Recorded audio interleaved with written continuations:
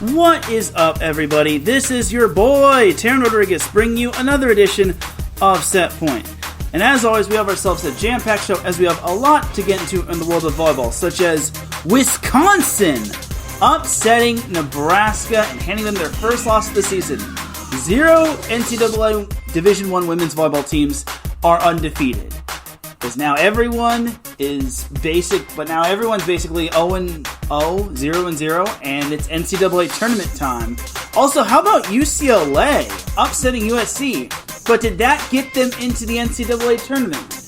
And how about Kentucky just mowing down the competition, sweeping Arkansas and Florida en route to their 7th straight SEC title? Also, the NIVC has just been released. Is it worth the hype, or did it belly flop, according to a few experts, quote unquote? Also, I covered the Big West Conference tournament from this past week, and it was a doozy. Who came out on top? So hand me a volleyball, set up the net, because I'm about to serve you up some volleyball action here on Set Point. This is Teran Rodriguez bringing you another edition of Set Point here on IE Sports Radio, your direct feed for all that is sports.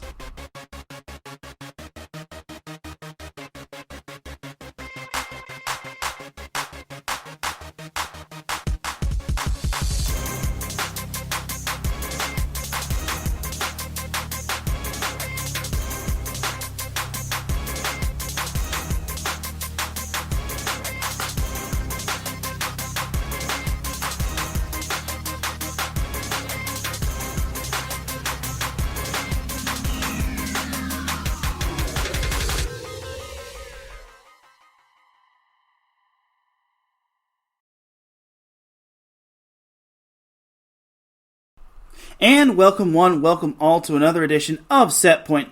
Thank you all for joining me on this beautiful Monday afternoon, Monday evening, Monday wherever you are listening from.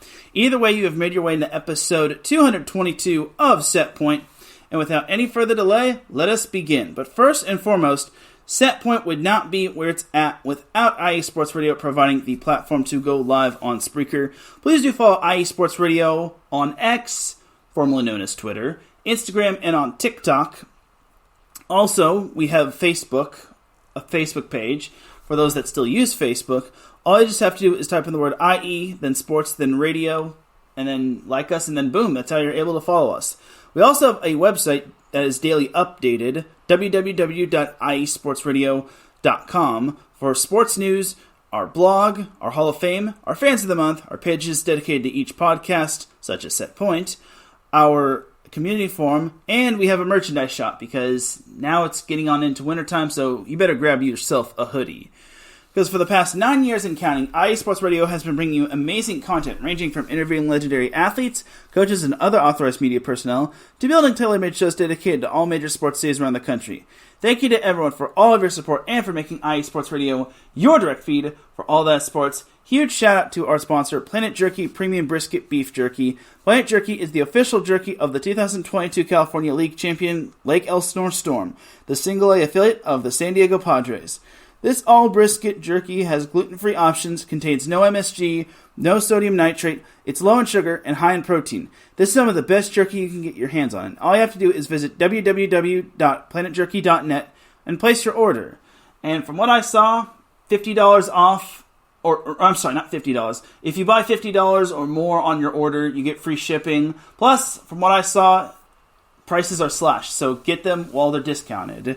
Once again, a huge shout to our sponsor, Planet Jerky Premium Brisket Beef Jerky, the jerky that's on a whole other planet. And you can follow Set Point on social media, on X, formerly known as Twitter, at set_pointie, and on Instagram, at set_pointiesr. You can also follow me, Teran Rodriguez 1, on X mainly, which is where I post a lot, at Teran Rodriguez 1. I do have Instagram, but I don't really use it that much. But I digress. Alright, let us begin, as we have a lot to get into in the world of NCAA women's volleyball. But we got to recap week number 14, as it was the final week of the regular season, and I will dive on into the other matches that happened this past week, but I have to go over the Big West Conference Women's Volleyball Tournament, which is what I attended all week. I haven't forewent my Friday plans to go to the semifinals of the Big West Conference Women's Volleyball Tournament, or the Big West Big West Women's Volleyball Championships presented by Outrigger Sports, which is debatably the correct vernacular, but I digress. All right, so the first matchup was UC Irvine versus Long Beach State. Now, I talked about this possibly being a gutted-out match for Long Beach State, just because when they played UC Irvine the last time, they had Abby Carrick, and they had a bunch of other players that were healthy. They had Natalie Glenn 100% for the most part, and everything was just clicking for Long Beach State in that match. But this time around, without Abby Carrick, who was out for the remainder of the season with a ankle/foot injury, it was going to be a little bit tougher because they had to lean on players like Hannah Lisiak, Elise Agee, who definitely was an impact player, and they also had to bank on Katie Kennedy in the middle. So Long Beach State kind of had their work cut out for them, but in the first set, they took that 25-16, and it was looking like they were going to possibly take this one by storm. They were serving tough, and set 2, they were actually up 18-14, and eventually they were up 24-22. But to the credit of UC Irvine, they came roaring back as they outscored Long Beach State 5-1 down the stretch, en route to taking set 2 27-25. And that's kind of been Long Beach State's Achilles heel, losing close sets. And that was my biggest concern going into this tournament for Long Beach State. Would they finally get over the hump of losing close sets? The third set, Long Beach State dominated. There's not much that needs to be said about that. They won it 25-14. Now, the fourth set, while it was close, UC Irvine had a majority of that set. They never trailed. And even when Long Beach State made it interesting, one player that really stood out was Ella Gardner, who really stepped up. And that's kind of been the MO for Ella. She starts out a little slow, but then once she gets a couple swings down, she is very tough. And then Nicole Feliciano, the Big West Conference Freshman of the Year, she kept feeding her, and she just kept putting it down. As eventually UC Irvine took set 4, 25-22, but in the fifth set, Long Beach State never trailed, and there was only one tie, as they eventually got their you-know-what together, and they took that fifth set 15-10. Long Beach State had nearly had 4 different players in double digits in terms of kills, as they were led by Elise Agee, who had the match-clinching kill. With 19 kills, she had 310. Natalie Glenn had 13 kills, Katie Kennedy 12 kills, and Hannah Lisiak 9 kills. Long Beach State hit 271 compared to UC Irvine's 135, and they outblocked UC Irvine 12-4, and they outdug UC Irvine 56-49, and despite missing 18 serves, they outaced UC Irvine 9-3. UC Irvine was led by Ella Gardner, who had 13 kills. Hunter Riddell and Isabella Scarlett both had 12 kills. My takeaway for UC Irvine is this. There's no shame in losing this one. Not to say this in a mean way, but this was a UC Irvine team that was completely rebuilding. They had a massive rebuild after the graduation of Joy Ume and Oni Afobu. So this was kind of a UC Irvine year where they were trying to reestablish their identity and who was going to be the setter. And they found the setter in Nicole Feliciano.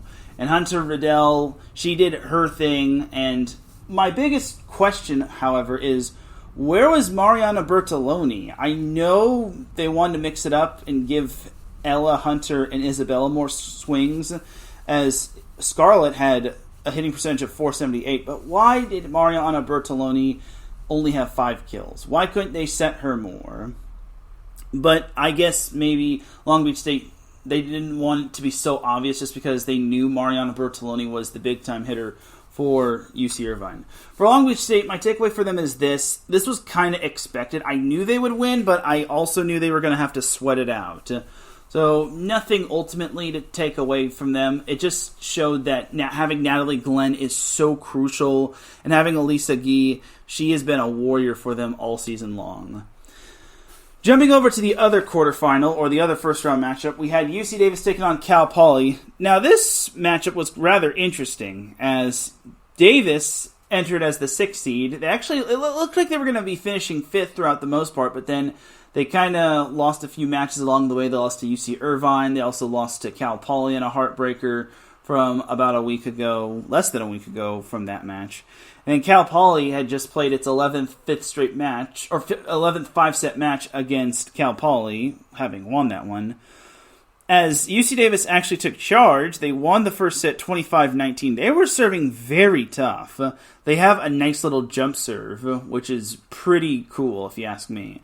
And the second set, Davis took that one 25-15. Suddenly UC Davis, despite having a sub-500 record, was up 2-0 on Cal Poly. And this is what you love to see in tournaments. You love to see chaos and some intriguingness. Even though I don't think that's an ultimate word. But for Cal Poly, this is kind of what really swung the momentum back to them. They took the third set 25-19. And then the fourth set, they never trailed, despite UC Davis trying to get back in it. Cal Poly took that fourth set 25-22. And then in the fifth set, it was a barn burner. There were 6 lead changes and 9 ties. And it was basically a back-and-forth match. And it looked like Davis was leading, and then Cal Poly was leading, and then Davis was leading, and then Cal Poly led. It was tied 12-12, and then Cal Poly rattled off the last 2 points. Davis saved 1 match point, and they actually served pretty tough. I didn't think they would go jump serve, just because that's kind of risk versus reward. And at that point, when you're down 13-14 and your season's on the line, you sometimes got to play it safe, but at the same time, you got to risk it for the biscuit. And they did get the serve that they wanted, as the ball was eventually tipped over. However, there was just miscommunication on the UC Davis side, and then on match point, UC Davis tried to free ball over to the other side, but the ball never cleared the tape, and that was game over right there for Davis. And you have to feel bad for the one that tried to free ball it over to the other side, and it's just a heartbreaking way to go out.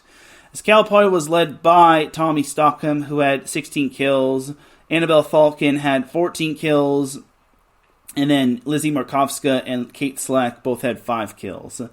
For UC Davis, they were led by Reese Dyersbach, who had 17 kills, while Jade Light had 14 kills, and Olivia Utterback 12 kills. My takeaway for Davis is this: I kind of forgot they were a very young team going into this tournament, and that they were probably the youngest of the 6 teams that made the Big West Conference tournament or Big West Conference championships. So for them to, I wouldn't say to kind of let up, kind of showed their youth in that 5th set. Because Cal Poly, this was Cal Poly's 12th 5-set match. Well, Davis had been in, I want to say it was 7 5-set matches prior. And unfortunately, believe it or not, Cal Poly has reverse swept opponents in the past. They actually had 4 reverse sweeps prior to this one, and this was reverse sweep number 5. And it really showed that Cal Poly had a lot of grit and resilience and a lot of experience in terms of not just postseason tournament, but in terms of maturity and whatnot. Not trying to take anything away from Davis, because this was a great season for them. The only problem is that they just crumbled toward the finish line, and I really wonder what could have happened if they didn't miscommunicate. If they didn't miscommunicate, they definitely could have tied it at 14-14, but that's just a what-if scenario. For Cal Poly, the cardiac Cal Poly strikes again, as honestly, I was quite impressed by them. I knew they wouldn't go down without a fight, and I basically saw all the 5-set matches they had, and I'm like, if this one goes 5, they might have a shot. And one of the 5-set matches that Cal Poly lost, that was 15-13, and they were up, I want to say 7-1 at one point in set 5 against Long Beach State, but sadly they kind of crumbled toward the finish line. So for Cal Poly, they kind of had that 5-set experience, and they kind of brought that mop magic into the pyramid. Jumping on over to the semifinals, we had semifinal number 1 between Long Beach State versus UC Santa Barbara. Now, this was a very fun match. Now, if you all remember, UC Santa Barbara took both matches against Long Beach State in 4 sets. But in one of the matches against Long Beach State, UC Santa Barbara didn't have to face Natalie Glenn, who was sick. Now with Natalie Glenn back in the lineup, she was good to go, and she was ready to basically do her thing. And Long Beach State definitely needed her, because Long Beach State was down 24-23. If you all have seen Natalie Glenn, she has a wicked jump serve, and eventually that serve came back to the other side, and Elisa Gee put it down for the overpass kill, and it was suddenly 24-24. Then Natalie Glenn jump serves again. It's an ace, 25-24. Then another jump serve from Natalie Glenn. UC Santa Barbara miscommunicates, and they can't get the ball over the net. Long Beach State steals that first set, 26-24. And it just shows how valuable Natalie Glenn is to Long Beach State.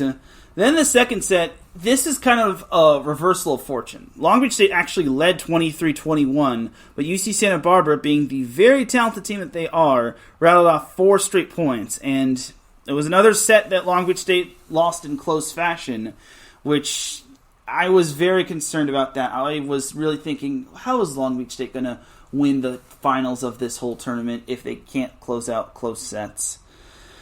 Long Beach State eventually did win the third set 25-17, but UC Santa Barbara, being the talented team that they are, came back, won the fourth set 25-16, and then it all came down to the fifth set. It was basically an all-out battle. Long Beach State earned an 8-6 lead. And eventually, Hannah Lesiak was at the service line, and UC Santa Barbara could not stop Hannah Lesiak's short serve. And Matt Jones said it best. Hannah Lesiak went on that serving run, and they did not expect the short serves. And I was even thinking, they're going to serve short, so... Excuse me a second.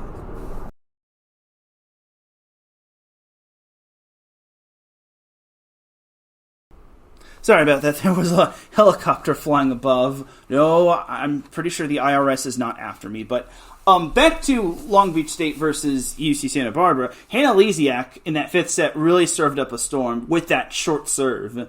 And eventually Long Beach State led 14-8. They had match point a bunch of times. But to the credit of the Gauchos, they scored 4 straight points, and they were not going down without a fight. And I was thinking coming out of the timeout who they need to set. And I'm looking at the stat sheet, and I'm thinking they got to set Natalie Glenn. They don't have much of an answer for Natalie Glenn. She has a wicked arm in terms of that right side, and more importantly, she has the best hitting percentage of all of the Long Beach State players. Eventually, Long Beach State did set it to Natalie Glenn, and Long Beach State wound up winning the fifth set 15-12, advancing to the Big West Conference Tournament Championship, as Elisa Gee led the way with 20 kills, but Natalie Glenn was the most efficient. She had a hitting percentage of .452. She had 19 kills. Katie Kennedy also had 15 kills. Long Beach State hit 186 compared to UC Santa Barbara's 205, but they did get outblocked 13-10. But Long Beach State outdug UC Santa Barbara 55-48, and that's with UC Santa Barbara having the libero of the year in McCall Peed. As a matter of fact, McCall Peed didn't even lead the way in digs, as that was Michelle Oobete leading the way with 13 digs to go along with 15 kills. And Michelle Zal, who came off the bench and was a part of the 6-2 offense for Santa Barbara, she had 12 digs. And yeah, McCall Peed only had 4 digs, so I'll give credit to Long Beach State. They really kept the ball away from McCall Peed, and that's big time right there. My takeaway for UC Santa Barbara is this. You're about to find out why this loss doesn't mean much, but if this loss was the difference maker, then the committee had a real tough decision on if Santa Barbara was going to make the tournament or not. Let's just say when I go over the tournament bracket, you're going to find out that this loss doesn't ultimately mean much. But for Long Beach State, my takeaway for this matchup for Long Beach is this. This was probably their most important win of the season, and it's about time that they were able to slay the dragon, aka UC Santa Barbara, because only one team had an answer for UC Santa Barbara in the Big West Conference, and that was UC Irvine. So I give a lot of credit to Long Beach State, and this match also shows the value of Natalie Glenn, as she also had 3 service aces, and again, 19 kills. She was just phenomenal, dude. So Long Beach State really needed her, and they also needed Elisa Gee and Katie Kennedy. They needed practically everybody. And heck, Savannah Chacon also had a nice little dig kill, which was very impressive. Next semifinal was between Cal Poly and Hawaii. Hawaii was the number 2 seed. Oh, by the way, I forgot to mention, UC Santa Barbara was the number 1 seed of the tournament, and something the committee actually takes into consideration. Conference tournament upsets. And there were possible bid stealers, which could have been between Long Beach State and the winner of this matchup. As Cal Poly, the 3 seed, took on Hawaii, the 2 seed. Hawaii had a bye, but let's just say Hawaii benefited from the bye quite well, as they took the first 2 sets, 25-17 and 25-18. I'll give credit to Cal Poly. They hung tough with Hawaii, but Hawaii was just a machine. And then the third set, it looked like Cal Poly was about to get, I wouldn't say the doors blown off, but I thought this was going to be the end for them. But Hawaii, then Cal Poly actually had set point at 24-23, but Hawaii routed off the next 3 points and capped it off with a kill from, I want to say it was Amber Igidi. Regardless, Hawaii took the third set 26-24 in the match. And my takeaway for Hawaii is this. They had 4 different players in having double-digit kills, with Kaylin Alexander leading the way with 15, Amber Igidi and Riley Wagner both having 12, and Kendra Ham having 10 kills, which I totally forgot that Kendra Ham was on the team, and the fact that she stepped up was big time right there. And you got to remember, this was a 3-set match, and Hawaii had 4 players with double-digit kills, which is dang right impressive. So I got to give credit to Kate Lang on setting a great match. Hawaii also outdug Cal Poly 62-46, which is another big glaring stat. And the serving battle was definitely won by Hawaii, having 7 aces and only 5 service errors compared to Cal Poly's 2 aces and 6 serving errors. For Cal Poly, Lizzie Markovska led the way with 12 kills. Tommy Stockham had to work for her kills as she had 8 kills, and Annabelle Falcon had 7 kills. My takeaway for Cal Poly is this. It's not that Cal Poly wasn't good. It was that Hawaii was just 100 times better, and they just basically had an answer for Cal Poly every step of the way. And I give credit to Cal Poly. They tried to make a little bit of a push, and they tried to switch it up with Lizzie Markovska leading the way in kills, and because I knew that Hawaii was probably going to go after Cal Poly's Tommy Stockham, because Tommy Stockham, as I've said, she's Superwoman, but Markovska kind of put on her little cape and became Wonder Woman to the best of her ability. Unfortunately, it was not enough, as Cal Poly wound up falling to Hawaii, which meant that the Big West Conference Tournament Championship was between Long Beach State, the 4 seed, and Hawaii, the 2 seed. And in the first set, Hawaii, they led by as many as 4, if not 5, and then they actually had 2 set points, but at 24-22 and 24-23. But to the credit of Long Beach State, they really got back in it. Tia Chavira, she served at 23-24 with Long Beach State trailing, and eventually Long Beach State got the point as it was a hitting error for Hawaii.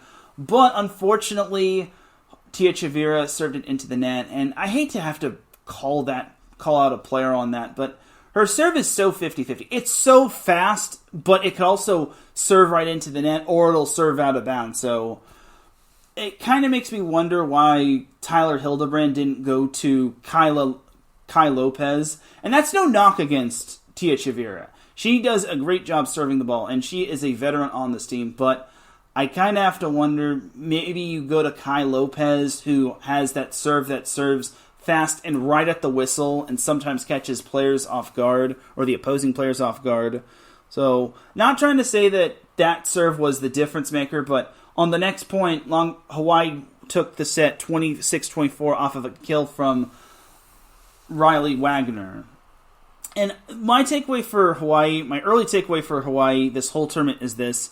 Riley Wagner really stepped up. And for her, she knew she had to step up because she was one of the leaders of this team along with Amber Igidi. She's one of the players that could take a whole lot of pressure off of Amber. And Riley, I think, stepped up, and she definitely got her swagger back prior to that, after that UC Santa Barbara Cal Poly loss at home. And then the second and third set, I don't really have much to talk about because Hawaii blew the doors off of Long Beach in sets 2 and 3, as Hawaii won set 2 25-15, and then Hawaii jumped out to an early 8-0 lead. And eventually they wound up winning set 3, 25-10. They just straight up dominated Long Beach State in the second and third set. And my takeaway for Long Beach State is this. Long Beach State losing that first set was kind of what best described their season, minus the Texas loss and the Santa Barbara win. But losing all those close sets have really come to fruition, and they came up to bite Santa Barbara, Long Beach State in the butt. And spoiler alert, Long Beach State didn't get into the tournament, even though I was singing praises. I was basically saying Long Beach State's going to get into the tournament.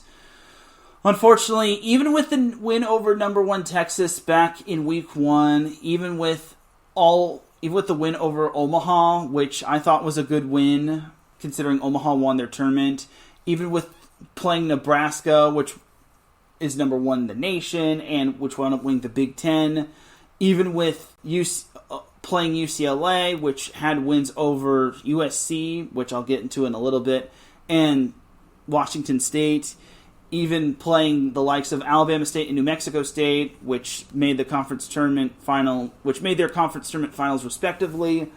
It wasn't enough for Long Beach State to get into the NCAA tournament. And I have to feel bad for Tyler Hildebrand, just because this team went through a lot of injuries and a lot of adversity. But for Long Beach State, they were led by Elisa Gee, who had 8 kills. Natalie Glenn, Hannah Lisiak, and Cameron Bacon each had 5. This is kind of where you miss Abby Carrick, though I don't know if she would have made the ultimate difference, but she would have definitely helped Long Beach State out in terms of offensive output. And again, no knock on Hannah Lisiak. I thought she did a good job this tournament, but I feel Abby Carrick is built so much more different than Hannah Lisiak in terms of that killer instinct. Amber Igidi led the way for Hawaii with 16 kills, and she hit .522. She was named the tournament MVP, while Riley Wagner had 8 kills. Kaylin Alexander had 6 kills. Kennedy Evans and Kendra Ham both had 7 kills. If I said Alexander had 7 kills, she had 6 kills, actually. And Hawaii outblocked Long Beach State 11-3, or as Hawaii fans would like to hear, Manoa Roofing Company put in the work that match. And Hawaii got into the tournament, and unfortunately for Long Beach State, they did not. So, all in all, for the Big West Conference Championships, presented by Outrigger Sports, it was a fun tournament, and I enjoyed this, and I'm glad they have a women's volleyball Big West Conference tournament. And the scary thing about the Big West Conference is that it's only going to get better. Long Beach State should have most of their team back, as they're only losing Katie Kennedy, Hannah Lisiak, Tia Chavira, and Nicole Hoff, meaning they get Savan Chacon back for another year, they get Elisa Gee back, they get Abby Carrick back, Cameron Bacon returns, Zayna Meyer's going to return, Grace O'Reilly, who didn't even sniff a match, she will be back. And Long Beach State should have a good little recruiting class. And if there's one player that's going to be good at recruiting players, it's Tyler Hildebrand. And I'm not just saying that just because I covered the team. I think Tyler Hildebrand is building something with Long Beach State women's volleyball. And Cal Poly is going to get better. They only lose one player, and that is the libero of the team, a.k.a. Jolie Akima. Didn't want to mispronounce it. Jolie Akima. She's the only one that they lose to graduation. They return Tommy Stockham, Lizzie Markovska, Annabelle Falcon. Their only big question mark is kind of their middle blocker, because they've kind of got bit by the injury bug, which was kind of the case for Long Beach State. But Kendall Bashir, remember that name. Kendall Bashir is going to be a beast for Cal Poly when her name gets called by Caroline Walters.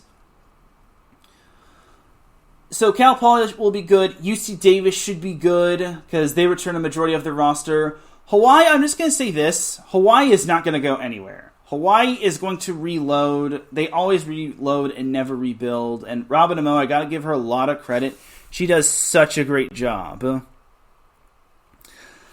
And UC Santa Barbara is kind of my only question mark, as well as UC Irvine. I mean, UC Irvine returns Nicole Feliciano and Campbell Jensen at the setter and libero position. But UC Santa Barbara loses quite a bit to graduation. They lose their player of the year. They lose their libero of the year. So it's going to be rather fascinating to see what UC Santa Barbara's future is going to look like. But I'm sure they'll be back. All right, but that's that for the Big West Conference Championships, a.k.a. the Big West Conference Women's Volleyball Tournament. All right, let's go over the rest of Week 14's notable matches. So let's backtrack quite a bit and go back to Wednesday, where we had a big-time matchup from the ACC. We had Georgia Tech taking on Louisville. Nice little top 10 matchup right there. Or, actually, Georgia Tech wasn't in the top 10. They actually fell out because, well, they're Georgia Tech and they just can't seem to find consistency. No offense to them, of course. But for Georgia Tech, this was played in Louisville, the KFC Yum Center. And they actually took the first set 25-19. Not too much worries for the Yellow Jackets, but Louisville was able to stick around for the most part, but Georgia Tech took the first set. Then the second set, very tight, but Louisville took that 26-24, and then they just boat raced Georgia Tech in that third set, 25-18. Then the fourth set. It was rather interesting. It was 23-20. I want to say it was 23-20 Georgia Tech, and then 24-22 in favor of Georgia Tech. But then Louisville saves all those set point opportunities, and they dig their way out of that deficit to take the fourth set 29-27 in the match, which means they avoid a fifth set with Georgia Tech. And I think that's kind of what Louisville wanted, just because if they get a fifth set going, then unfortunately it's all bets are off. As Louisville was led by Anna DeBeer, who had 18 kills, while Charity Looper had 12 kills, Aiko Jones 11 kills. My takeaway for Louisville is this, who got out dug 65-63, but they were able to outblock the opposition 8-6. So Louisville, in my opinion, they were efficient despite nearly hitting the same hitting percentage as Georgia Tech, as Louisville had 8 aces to Georgia Tech 6, and they missed 4 fewer serves, which eventually can come back to haunt a team sometimes. For Georgia Tech, Tamara Oteen led the way with 26 kills, while Bianca Bertolino had 12 kills. Afeto Manyang had 9 kills, and Larissa Mendez had 8 kills. My takeaway for Georgia Tech is this. This was a matchup that they want to win, but you're about to see that this match isn't going to really affect them all that much. But this could have definitely improved their seeding quite a bit, as we will get into the NCAA tournament later on. Alright, so later that Wednesday, or somewhere else in Wednesday, and heading to Pac-12 country, we had Washington State, number 11 Washington State, hosting number 18 Arizona State. And this was a doozy of a matchup. This was kind of the match full of runs, except for set number 4. But that basically had its little episode right there. So Washington State took the first set 25-18. Arizona State responded, winning that set 25-17. Washington State responded with that set, winning it 25-18. Then in set 4, while it does say that it was 25-23, Arizona State led the way for the most part, and there was only one time, one lead change. So it went to a fifth set, which was the tightest of the 5 sets. But Washington State wound up winning it 15-13. There were 6 ties, which was the most in all of the match combined. Like, the fifth set had more ties than the 4 sets previously.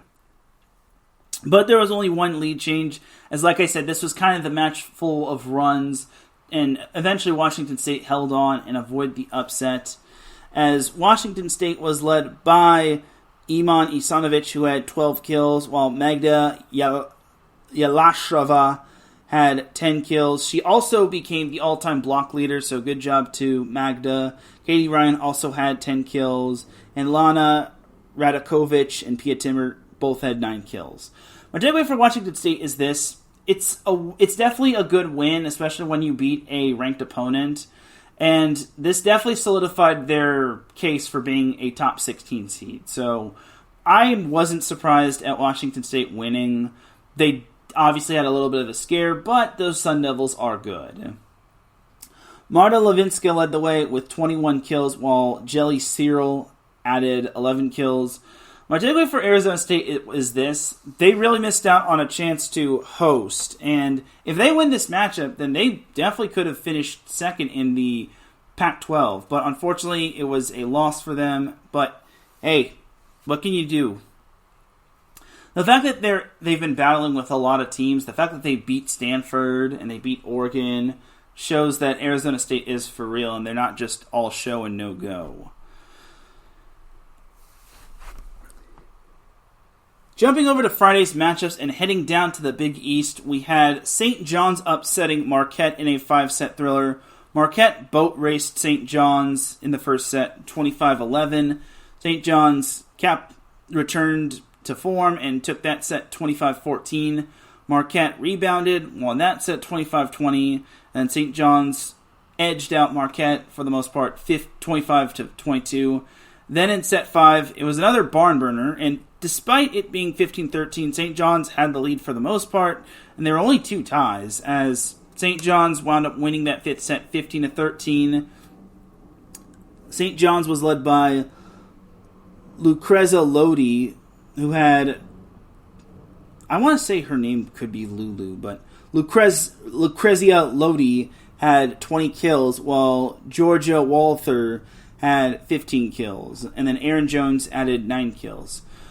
For Marquette, they were led by Aubrey Hamilton, who had 19 kills, while Jenna Reitzma added 12 kills. Aubrey Hamilton had 19 kills, while Jenna Reitzma had 12 kills.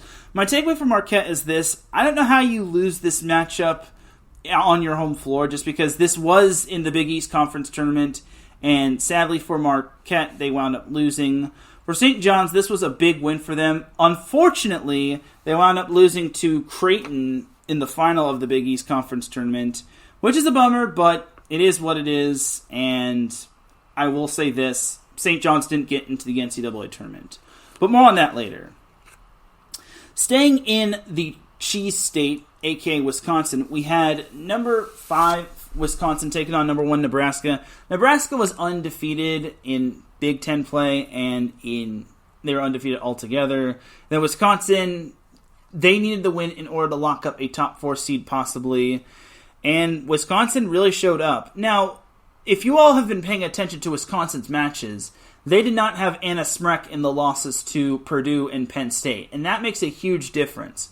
Why? Because Anna Smrek is 6'8", maybe 7 feet on a really good day. But Wisconsin wound up sweeping Nebraska at the Wisconsin Fieldhouse 25-22, 28-26, and 25-16. I think that second set was really what swung the momentum to Wisconsin, as Wisconsin was led by, you guessed it, Anna Smrek, who had 18 kills. This win really showed how valuable Anna Smrek is, and that's my big takeaway. Anna Smrek is so valuable for Wisconsin. She was part of that national championship team from 2 seasons ago, and now she makes a huge difference in handing Nebraska their first loss of the season. But it was at Wisconsin, and I don't know if they play 10 matches. I don't know how many Nebraska wins or Wisconsin wins. I imagine Nebraska takes the majority of them, but I digress.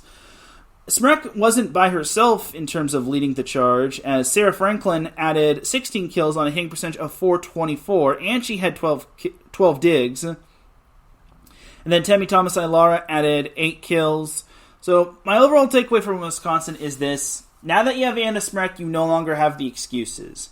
You better basically take that, protect her at all costs, because if you don't have her, then I don't know how far Wisconsin can get. But with Sarah Franklin and Anna Smrek, basically the Badgers are a threat. Then for Nebraska, they were led by Harper Murray, who had 15 kills, while Allie Batenhorst and Merritt Beeson had 11 kills apiece. My takeaway for Nebraska is this. I wouldn't fret about this loss. I think this loss is actually the best thing for them. Now, we did recently see an NJCAA team, well, 2 NJCAA teams after one just won most recently, but more on that later. But we did see 2 NJCAA teams finish with undefeated seasons, and I've been preaching to the choir that it's so tough to keep an undefeated season going. I mean, look at Long Beach State back in 2000, I want to say, when they wound up upsetting Nebraska when they were ranked number 8. They were undefeated all the way to the final, where they wound up losing to Stanford, which was a bummer. But anyway, For Nebraska, I think this loss was actually the best thing for them because now they no longer have the pressure of staying undefeated. And that is what I've been preaching a whole lot. Wisconsin had nothing left to lose. At best, they would be a 5 seed. And Nebraska had all the pressure in the world because if they lose the undefeated season. But now that they got the loss out of the way, they have nothing else to worry about. Jumping over to Pac-12 country, we had UCLA taking on USC in round 2. So UCLA, if they wanted to have any hope of making the NCAA tournament, they needed to win. And USC, they needed the win to basically improve their seeding. UCLA obviously was not having the season that they had, but for them, they definitely would like a win over USC, their rival. Also, they got Anna Dodson back as she did not play against Cal. And Anna Dodson definitely makes a huge difference. And by huge difference, I mean 6'5" of it. But for USC, they took the first set 25-20, but UCLA responded by taking that set 25-21, and they took the third set by the same score. Then USC managed to eke out the fourth set 26-24.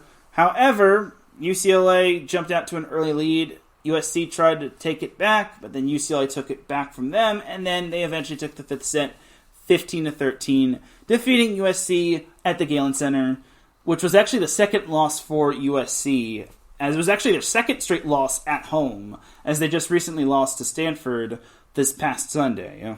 Or not this past Sunday, but the previous Sunday.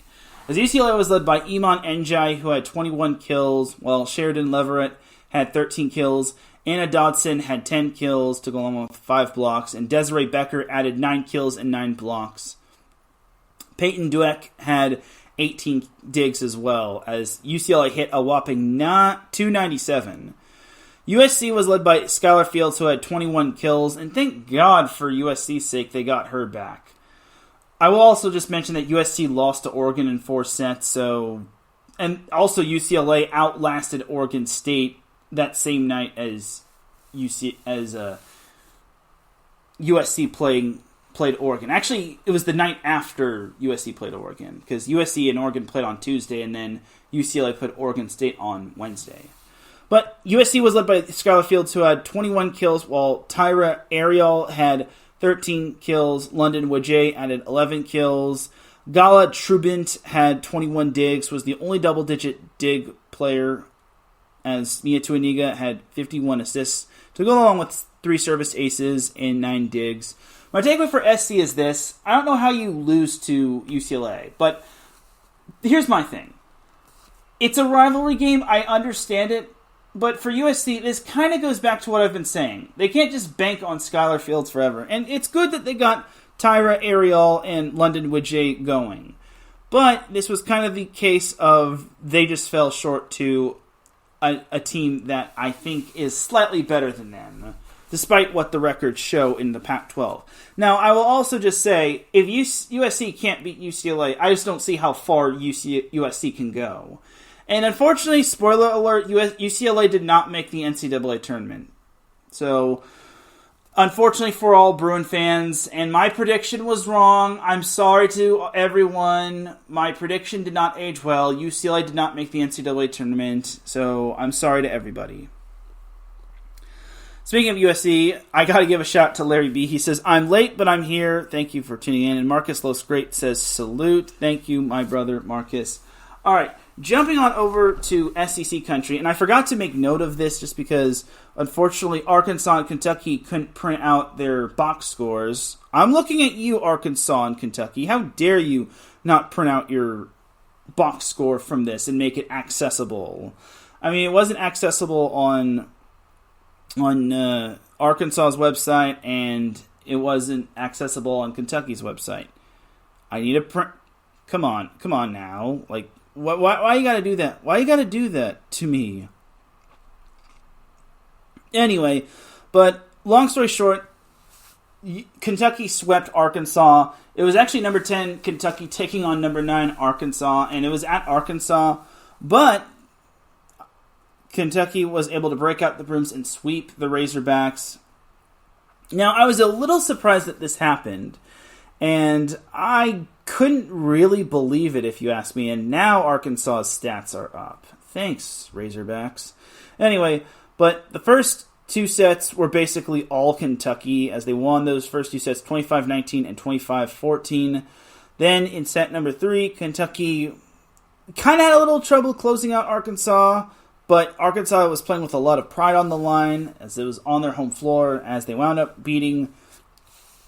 But Kentucky wound up beating Arkansas in that third set 26-24, clinching at least a share of the SEC crown. As Kentucky was led by Brooklyn DeLay, who had 16 kills, Aaron Lamb had 12 kills, and Reagan Rutherford had 10 kills. Arkansas was led by Jillian Gillen, who had 10 kills, while Taylor Head added 8 kills. My takeaway for Kentucky is this. I think they are here. I think this is the team that is the biggest dark horse to win it all. Because they're playing some darn good volleyball. And again, with Reagan Rutherford back, with Brooklyn DeLay really stepping up, and with Emma Grome continuing to set the ball really well. And you also got to make note of Erin Lamb. I also got to make note of her. She's also been on her A game as well as Elise Goetzinger and Zani Teeler. I think this is going to be a very tough Kentucky team to take down. And Ellie Beaven is straight up phenomenal as well. She had 19 digs. Kentucky also outblocked Arkansas 13-6. The only negative stat that Kentucky really had was, I guess, serving. But that wasn't ultimately too consequential, if you ask me. For Arkansas, my takeaway for them is this. They're still a very good team, but how far can this team really go? Can they go farther than the Sweet 16? Can they go toe-to-toe with the Nebraska or a Wisconsin or a Stanford or any of that sort? That's my biggest takeaway from them is how far can this team actually go? And I don't want to be rude and say that they stink, but you kind of have to wonder, why did they lay such a goose egg on your home floor? This is the biggest match of the season, and you wind up getting swept on your home floor. Again, Kentucky is on fire, as I forgot how many they've won in a row, but they are just straight smoking. And then staying in SEC country, we had Florida and Kentucky taking on one another at Memorial Coliseum, with Kentucky sweeping Florida 25-18, 25-21, and 25-20, as Kentucky wound up clinching the SEC championship outright and the automatic qualifier, as Reagan Rutherford led the way with 15 kills, while Erin Lamb added 11 kills and Brooklyn DeLay added 9 kills. Kentucky hit 266 compared to Florida's 196. I will give credit to Florida. They did outblock Kentucky 12-5, but they only had one service ace compared to Kentucky's 4, and they missed 10 serves, even though Kentucky also missed 7. For Florida, they were led by Kennedy Martin, who had 14 kills, while Sophia Victoria and Gabby Essex both had 7 kills. My takeaway for Florida is this.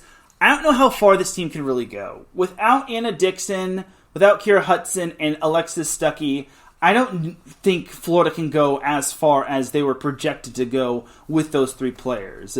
And with those 3 players being sidelined for the season with injuries, it just sucks that we get a scenario of what if. Now, I will also spoil it. Florida made the NCAA tournament, to no one's surprise. But you really have to wonder, how far can Florida really go in terms of the tournament? Just because for Florida, I really think they have good complementary players to back up the players that got hurt. I mean, Kennedy Muff is really taken over the setter position quite well. And then you also have Kennedy Martin, who has really come into her own even as a freshman. And then Sophia Victoria, obviously, is phenomenal. And Gabby Essex, she does a good job, too.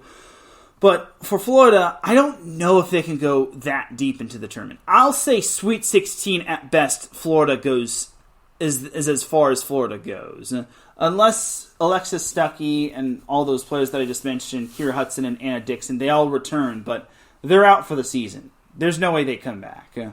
And it sucks because I thought Florida was indeed the real deal after they almost took down Wisconsin. But that is not the case. All right, but that is that for that little matchup. Just going to quickly go over the Tennessee-South Carolina matchup. And this was kind of a bad loss for Tennessee. Tennessee got swept by South Carolina in Columbia, 25-23, 25-24, and 25-22. Now, all those sets are very close, but at this point in the season, Tennessee basically needs to be in top form. And to lose to South Carolina, that's kind of a bad loss. But my takeaway for Tennessee is this. I really think Tennessee can go deep into this tournament, but I really wonder how deep they can actually go. Can they really get to at least the Elite Eight? Can they really upset a team here and there? Can they really upset a team in the later stages of the tournament? Again, they're kind of in the same boat as Florida, except for Tennessee, they had most of their players. Florida doesn't. So for Tennessee, this was kind of the whole... I don't know if Tennessee just rested their players, but I will also just say, if that was the case, then that's not a good idea. So, all in all for Tennessee, and that's not really a good attitude to have, because what if Florida upsets Kentucky and Tennessee wins against South Carolina? Then they clinch a share of the SEC title, and then it goes down to tiebreaker in terms of points scored between Kentucky and Tennessee. But for Tennessee, they just wound up losing, and hopefully for their sake, that's the last bad loss they'll ever have, because outside of losing to Arkansas, Wisconsin, and Kentucky, Tennessee, that loss against South Carolina is very bad. It's really horrible, dude. And the fact that they almost beat Wisconsin kind of makes you wonder what happened. But that is that for the Week 14 recap. Unfortunately, I can't go through all of the matchups, as I know there were a lot of exciting tournaments, as I know Fresno State wound up reverse sweeping Colorado State in the finals of the Mountain West Conference tournament, and there was an upset from the 1 seed in that tournament. And then we also had Stephen F. Austin getting upset by Grand Canyon. Yes, Grand Canyon, the Lopes, in the stomping grounds of Marcus Lopes Great. The Lopes were actually going dancing as they wound up winning the WAC conference, the Western Athletic Conference. And that's pretty much that. That's kind of the more exciting matchups right there. So, and we're actually going to take ourselves a quick little break. When we come back, we've got to go over the tournament bracket. Actually, no, we won't take a commercial break. There was just a car alarm going off. Thanks, car. Anyway, I didn't know that there was going to be a top 15, not top 15, top 25. But I guess here's the AVCA Division I Women's Volleyball Coaches Poll, presented by TaraFlex. 25 to 21 consists of USC at 25, Houston at 24, Baylor at 23, Florida State at 22, and Western Kentucky at 21. 20 through 16 consists of Florida at 20, Dayton at 19, Arizona State at 18, Creighton at 17, and BYU at 16. 15 through 11 consists of Kansas at 15, Penn State at 14, Georgia Tech and Purdue at 12, and Tennessee at 11. 10 through 6 consists of Washington State at 10, Arkansas at 9, Kentucky at 8, Louisville at 7, and Oregon at 6. 5 through 1 consists of Texas at 5, Pitt at 4, Wisconsin at 3, Stanford at 2, and the number one team is Nebraska. So despite Nebraska losing, they are still the number one team, which I think if you're putting 2 plus 2 together, you might know what this means. Texas fell down a spot as Wisconsin jumped them after that amazing win over Nebraska. That was a big win for the Badgers, but with that loss, I think you might know what's happening with Texas's fate in terms of being a top 4 seed, if you're putting 2 plus 2 together. Florida State, I forgot to mention, they wound up sweeping Notre Dame to no one's surprise as they clinched a share of the ACC crown. They also clinched the automatic qualifier as they and Pitt finished with the best record. But since Florida State has the head-to-head over at Pitt, then Florida State is the technically champion, and they were the automatic qualifier while Pitt moved up to number 4. But still, Pitt being number 4, I think you know what this means. Marcus Loscrick says GCU. Yep. Not only did the men's volleyball team make the NCAA tournament, but the women's volleyball team did as well. All right, now we'll go to a commercial break. When we come back, we're going to try to break down as many brackets as we can in terms of NCAA Division I, NCAA Division II, NCAA Division III, NAIA, and then we'll maybe try to talk some 3C2A and some NJCAA. So keep it locked here. You're listening to Set Point here on IE Sports Radio, your direct feed for all that sports. We'll be right back after this.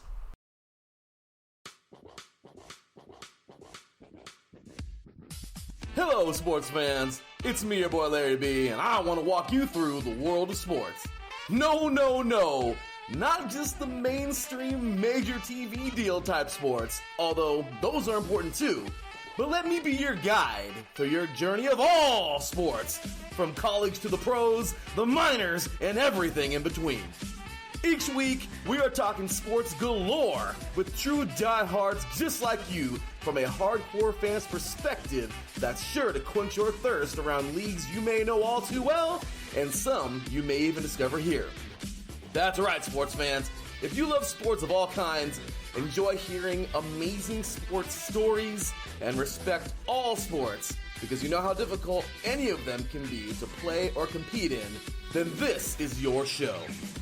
Join me, your boy Larry B, on the defining moment each week here on IE Sports Radio, your direct feed for all that is sports, and let the sports come to you.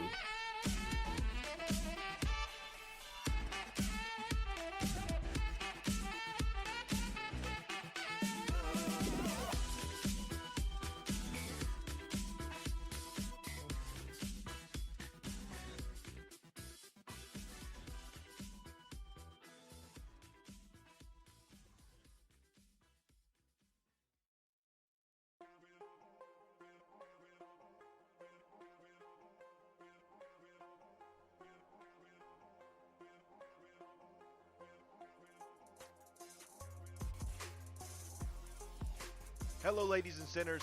Hello, sports fans around the world. Hello, IE Sports family. This is Cale Henderson, the host of IE Vegas, the Sin City Sports Show, presented by IE Sports Radio. If you folks are interested in sports in the Vegas area, if you're wanting to have a blast for 1 hour, every Tuesday night from 7 p.m. Pacific Standard Time to 8 p.m. Pacific Standard Time, this is a show built for the Vegas sports fans, where we feature the Las Vegas Raiders, the Las Vegas Golden Knights, the Las Vegas Aces, and the University of Las Vegas, Nevada Rebels.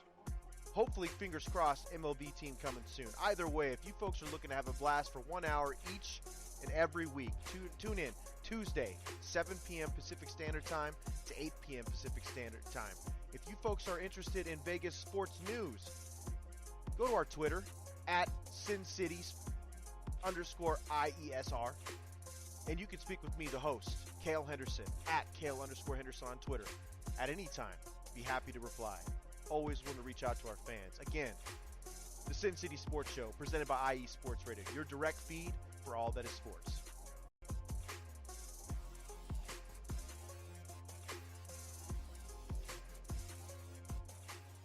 Back with segment number 2 of Set Point here on IE Sports Radio, your direct feed for all that sports. Definitely check out all of our amazing shows, such as The Defining Moment, Sin City Sports, and Chi-Town Weekly was supposed to be on tonight, but unfortunately, since the Chicago Bears are playing on Monday Night Football, Adam Karnick has the night off.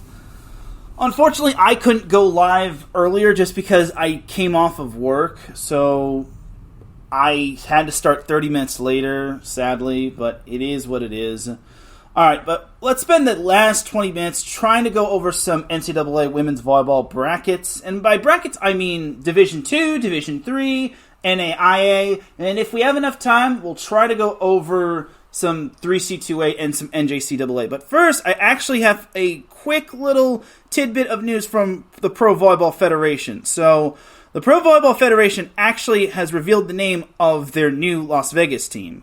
So the new Las Vegas team name is... Can we get a drum roll, please? The name of the Las Vegas Pro Volleyball team is now the Vegas Thrill. Would have never predicted that, but the Vegas Thrill. I think that's a pretty cool name if you ask me, the Vegas Thrill. My only thing is that who's going to be your mascot? But I think it's still a pretty sick name, the Vegas Thrill. I want y'all to let me know, and I'm going to mention this to my boy Cale Henderson, as you heard the Sin City Sports drop that was just playing live on the commercial. But I just want to share that bit of news right there. I think that's a pretty cool name if you ask me, the Vegas Thrill. I like it. It's because Las Vegas is thrilling. Alright, now let's get on into the NCAA Women's Volleyball Division 1 tournament, as I know y'all have been waiting for it. Alright, if you didn't see the bracket reveal show on ESPN, then shame on you. But I will just say it was pretty good if you ask me. I liked it, and they just went through the bracket. They didn't just stretch it out through to just saying bracket 1, quarter bracket 1, commercial, quarter bracket 2, commercial, quarter bracket 3, commercial, and then getting coach's perspective. And I liked it. They were just quick and straight to the point. Again, as I just mentioned, unfortunately Long Beach State didn't make it, and I'm a tad disappointed just because I got to put on the homer hat. I was hoping they'd make the tournament. I was hoping 3 Big West Conference teams would make it, but certainly they didn't. And now I look like a clown. Especially when I predicted UCLA to actually make this tournament. God, I sound like a West Coast biased guy. Anyway, bracket time. So the top seed, well, your top 4 seeds is Nebraska, Pitt, Stanford, and Wisconsin. Yep, those are all of your top 4 seeds in no particular order. Well, no. Nebraska is the top overall seed. Stanford is the 2 seed. Wisconsin is the 3 seed. And Pitt is the 4 seed. All right, top left-hand bracket. Nebraska versus LIU, a.k.a. Long Island University. Probably Nebraska going to come out on top. Delaware versus Missouri. Now, Delaware won their conference tournament, and Missouri, this was kind of a shocker. I did not see Missouri getting in, but Missouri under Dawn Sullivan, she has really taken that team and brought it back from the dead. Not that they were dead, but I will say, last year is so much uncomparable to this year. So I really got to give a lot of credit to Dawn Sullivan. Then you got Georgia Tech taking on South Alabama. Kind of a nice little southern rivalry going on right there. And who knows if South Alabama can catch Georgia Tech on an off game. Then we have Florida Gulf Coast versus Florida. Now that can be a very fascinating matchup. I think Florida could be on upset alert just because Florida Gulf Coast plays some of their best volleyball in the tournament. But don't count out Florida just because they have Kennedy Martin. And then after that, we got Arkansas versus Stephen F. Austin. Stephen F. Austin made the tournament. Holy guacamole. As an at-large, mind you. So the fact that they got in is kind of mind-boggling. I didn't think they had a great shot, but I will just say, hats off to them. That's pretty good if you ask me. And then after that, we have TCU taking on Florida State. Now that is probably going to be a darn good matchup right there. That is going to be really good. Why? Because TCU, they've had some good wins here and there, and if I recall correctly, I think TCU beat Florida State earlier in the year. Whether that is true or not, I will just say TCU is not going to be an easy out. They did get swept by BYU, but I will also just say I think the Big 12 has really prepared them. Now, Florida State has kind of been that up and down team, and for their sake, they better hope that they are up and certainly not down. But I think we got ourselves a barn burner right here in terms of Power 5 schools. And yes, TCU did beat Florida State, so it's going to all depend on if TCU rides the coattails of Melanie Parra and that really powerful serve. And then we have James Madison taking on Baylor. James Madison is also another at-large. Remember, they lost to Coastal Carolina, which wound up winning the entire Sun Belt Conference tournament. And Baylor, it feels weird not seeing them ranked, but honestly, like I said, Baylor is not all that in a bag of chips. Though they did beat Houston, and that was a pretty good win. But I will say, don't be surprised if James Madison pulls out the win. And then Wofford taking on Kentucky closes out the top left bracket. I think it's a solid matchup right there, but Kentucky's probably going to win. I feel Kentucky has a good shot at making the Elite Eight, but I don't want to jinx anything. Now for the lower left-hand bracket. We have Louisville versus Wright State. Wright State wound up winning their conference tournament. Louisville wound up finishing third in the ACC. But I will say, Louisville is a big threat in this bracket, which you'll about to see later on. Then you got Western Michigan taking on Auburn. Auburn, they are so up and down. I want to give Auburn a shot. I think Auburn has a good chance at least making it out of the first round. My only qualm with them is Michigan State really hits the ball well, and coming out of the MAC conference, they are legit. Then we have Utah State taking on Minnesota. Now, if you remember, Utah State actually got upset in the Mountain West Conference tournament. And Utah State had probably the second highest RPI of a non-Power 5 conference team. So that definitely helped them out, and that's why they are seated in the lower left bracket, and they take on a tricky opponent in Minnesota. I would not be surprised if Minnesota won that one, but don't count out Utah State. They are the real deal. Then you have Colgate versus Creighton. Colgate won their conference tournament, while Creighton won their conference tournament. Well, the only difference is that Creighton has some pretty solid wins across the board. Colgate is going to have to really clean up if they want to take down Creighton. Then you got Washington State versus Grand Canyon. Now, Washington State also had their little ups and downs in the Pac-12 as they take on a Grand Canyon team who is sniffing the NCAA tournament for the first time as they wound up winning the WAC. I would not be surprised if Grand Canyon made Washington State sweat it out, but I think Washington State would come out on top. Then also you have Pepperdine versus Dayton. Now, Pepperdine, they don't have any big wins. Like, they wound up pretty much crushing their conference with an iron fist, but they don't have any eye-popping wins, in my opinion. So, don't be surprised if Dayton wins, but Pepperdine does have a lot of good players on that arsenal of theirs. And also, Dayton just wound up blowing by everybody in their conference, as I want to say Dayton is one of two teams that has 30 or more wins in this tournament. Then you have USC and UMBC. All right, USC wound up making the tournament, so Trojan fans breathed a sigh of relief. My only thing is this: how far can USC really go? Like, that UMBC matchup can be a little tricky, but don't count out the Trojans, especially when they have Skylar Fields. Then you have Copen State taking on Pitt. Copen State is a first-timer as they wound up winning their conference tournament, but they take on the juggernaut in Pitt, as Pitt really has earned that top 4 seed. My question is, can they get past Louisville a second time? Because that's probably going to be for all the marbles. And can USC kind of surprise them? Can Washington State actually surprise Pitt? Those are my big burning questions for that side of the bracket. Going to the upper right-hand bracket, we have Wisconsin versus Jackson State. Jackson State beat Alabama State in its conference tournament championship, as they have the top seed of the right-hand bracket, Wisconsin. Then you have Miami versus Northern Iowa. Now, Miami is an interesting team. Miami has some good wins, really good wins. They swept Georgia Tech twice. They even made Pitt sweat. But at the end of the season, they actually wound up losing to Boston College, of all teams, which I think kind of hurt them. But they eventually got in, so no complaints.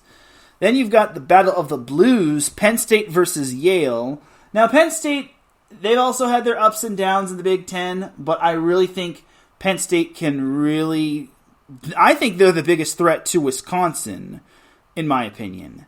And Yale winning the Ivy League, they're just going to have to do their best. I think they can make Penn State sweat a little, but I feel Penn State has too much firepower.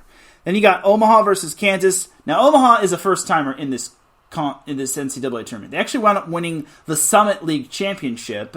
They actually reverse-swept UMKC, which I think is pretty darn impressive, if you ask me. But they have the big... And they kind of have a little bit of an inter-region battle against Kansas. I know that's not Kansas City, but still kind of close. But now Omaha's going to have to really bring out the big guns. And you got Purdue versus Fairfield. Purdue has really found their consistency ever since beating Wisconsin. And I've ragged on Purdue a lot, saying they have no consistency in terms of like consecutive weeks. But I think this is the time where they can actually get it together. And you've got Eastern Illinois versus Marquette. Marquette got in as an at-large, and I definitely thought Marquette was going to get in just because... Come on, you're not really going to say that they don't deserve to be in. Like, come on. Marquette deserves to be in, even though they lack consistency. And then this, I think, is kind of a very good matchup. You got Iowa State taking on Hawaii. Now, Iowa State has had its fair share of good wins this season, but they have a Hawaii team, and I am going to preach to the choir here. I would not be surprised if Hawaii wound up winning this matchup, and maybe the matchup after that, which is Oregon versus Southeastern Louisiana. Now, everyone hasn't really heard much of Southeastern Louisiana, but I have heard that they can really swing the ball very well. And then closing out the NCAA women's volleyball bracket, Texas versus Texas A&M. Now, if Texas A&M didn't lose to Alabama, I'd give them a fair shot at maybe beating Texas, or at least making them sweat. Back in the old days, Texas A&M and Texas was a big-time rivalry. But now it's not really that much. I mean, Texas A&M lost to an Alabama team that hadn't even won a conference match. I was very surprised Texas A&M got into the tournament. No knock on Jamie Morrison and the great job that he's done, but how do you let a team that wound up losing to Alabama in? I get it. Long Beach State also lost to CSUN. But you also have to remember Long Beach State didn't have Savannah Chacon. I am getting off topic, though. Speaking of Texas, you have Texas State versus SMU, which I think is a good little interstate battle. SMU's been playing some good volleyball, and Texas State hasn't really been playing the best volleyball, but I think they got the bad loss out of the way, and the fact that they're in is pretty good.